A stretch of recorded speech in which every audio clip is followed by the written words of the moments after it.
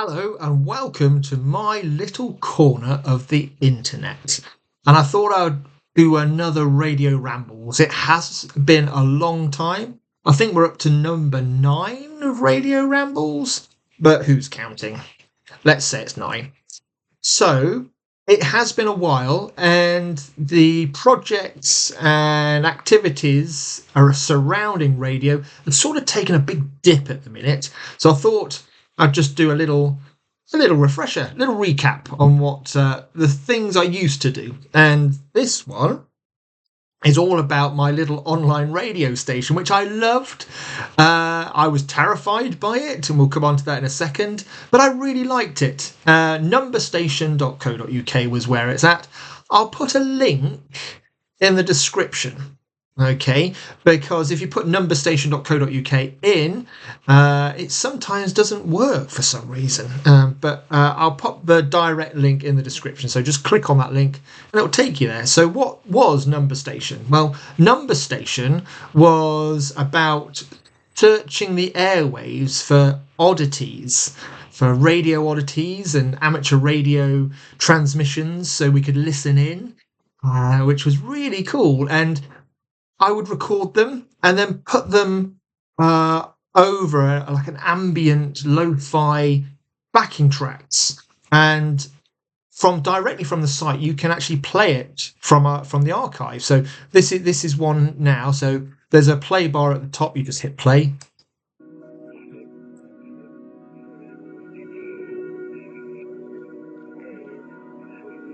I think that's one of the number stations we found. It brings back so many memories. This was like a year or so ago, just over a year ago.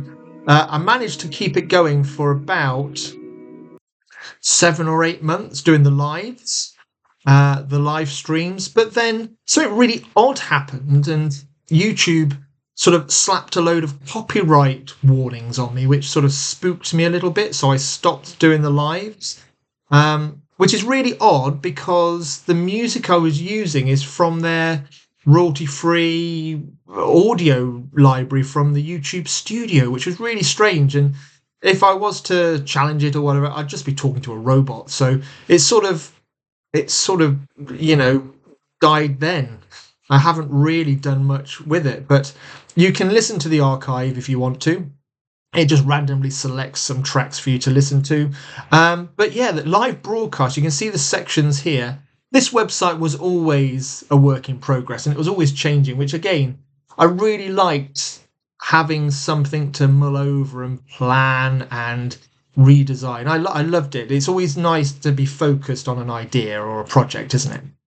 But yeah, live broadcasts. You can go into the YouTube live here, and you can look at all the live streams I did.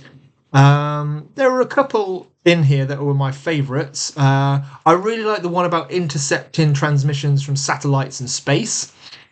My word, that was June last year. Crikey.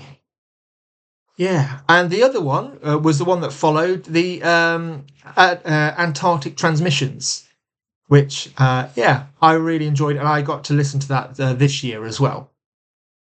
But yeah, you can dip in.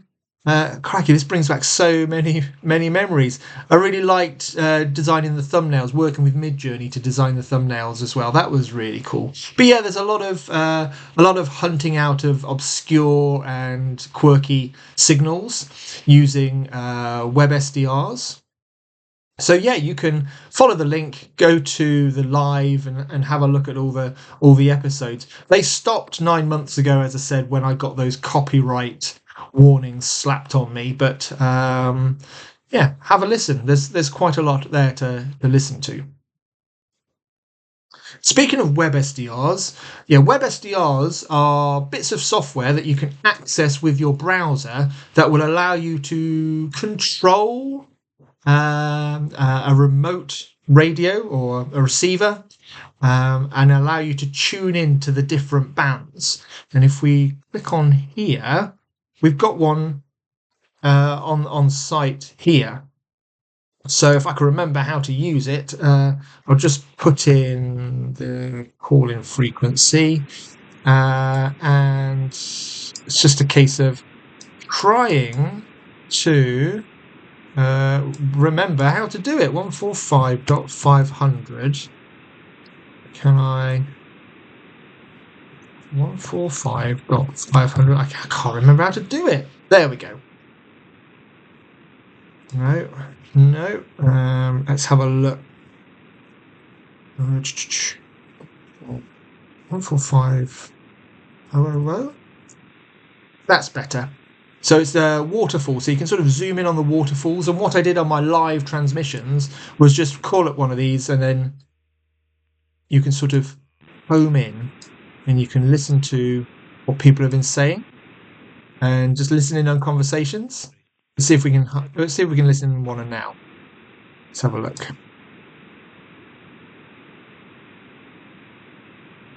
Here's one.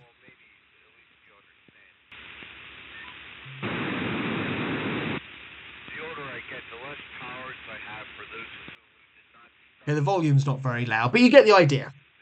And I used a few web SDRs, not just ones embedded in here, but a few really good ones, especially for listening in on satellites and just trying to find ones with more activity on.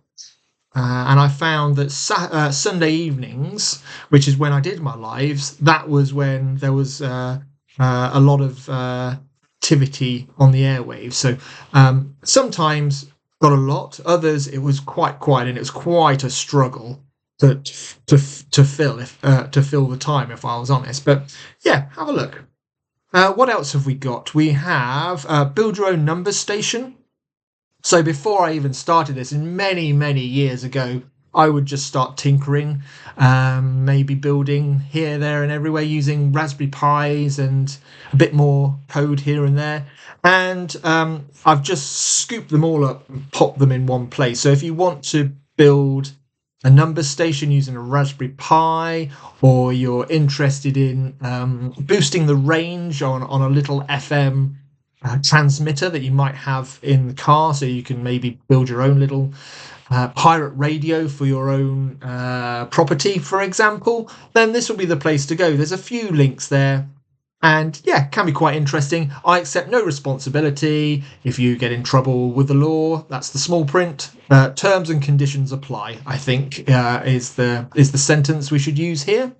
So let's go back and look what else. So we have the Morse code telegraph system. Now this was a project quite kind of recent, a few months back, just designed to rekindle the interest in my in radio, and trying just to jumpstart this website again. And the telegraph system is a basic chat room that you can enter, but you communicate via Morse. So you don't type in the letters, you tap your message out in Morse using the arrow keys. And we've got a nice lookup table here. There is a button, so when you pop it in or when you receive a message, that you can press to decode it if you're not very good at reading Morse. It also acts as a good trainer too.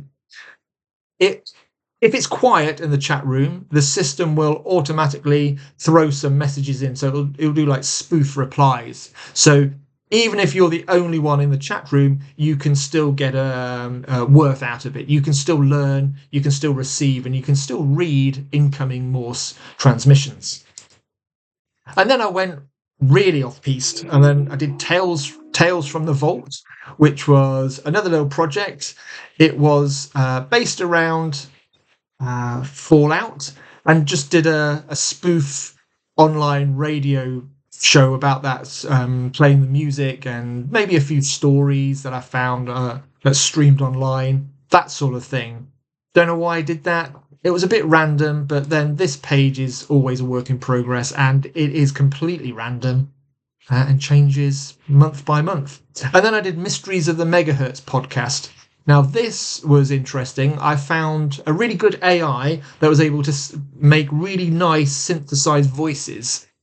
So there was a few free packages out there that I subscribed to and just maxed them out. And I managed to get a whole series of podcasts off the back of these free free AI voice packages, and Mystery of the Megahertz was born. Basically, it was a really interesting exercise in how to build something using AI, but also how to submit something to Spotify or Amazon Music. How do you get your podcasts onto these platforms? And to be honest, it was surprisingly easy. And this site can't be reached. Why not? Why isn't it loading? Let's see. We'll come back to that in a second just to see if it loads. Apart from that, I have a few links at the bottom. The radios, the physical radios I use to listen in on, as well as the web SDRs that we use. I've got my call sign here. So if you click on the call sign, it takes you through to the my call sign lookup page. Why aren't things loading? I have no idea why things are taking so long to load. But yes, that's it in a nutshell. My number station website. As I said, I really enjoyed doing this, but I was very on edge and scared when you go live. Going live is very unforgiving. I mean, you can't edit out any mistakes. I think it improved my self-confidence in talking out loud, talking in public. It was really a really good exercise. So if you want to gain a bit more confidence and get better at presenting, then just hit that live button. Doesn't matter who's listening or whether anyone's listening. It's an adrenaline rush. It makes you think fast on your feet, and you're very conscious of all the and the you knows and all those other filler words that you probably don't notice that you mention all the time. Lots of you knows, and yeah, you probably don't realize you're doing it all the time, but you suddenly become very conscious of that. And again, you can't edit them out. It's all live. It's very unforgiving, but it's very worthwhile doing, and I would recommend it to anybody. It's a lot of fun, scary, but a lot of fun. Anyway, that was my online radio station, numberstation.co.uk. As I said, I'll put a link in the description. Thanks for getting this far. It's just nice to talk about an old project that brought me so much joy, and yeah, maybe one day I'll start it up again. But I'll just leave it running in a dusty corner of the internet for people to find. But yeah, have a listen if you want to. numberstation.co.uk. Thanks for listening. Subscribe for more randomness. It is random, complete random, this channel. But again, it's a lot of fun. I'm enjoying it. I hope you have too. I'll see you again soon. Bye bye.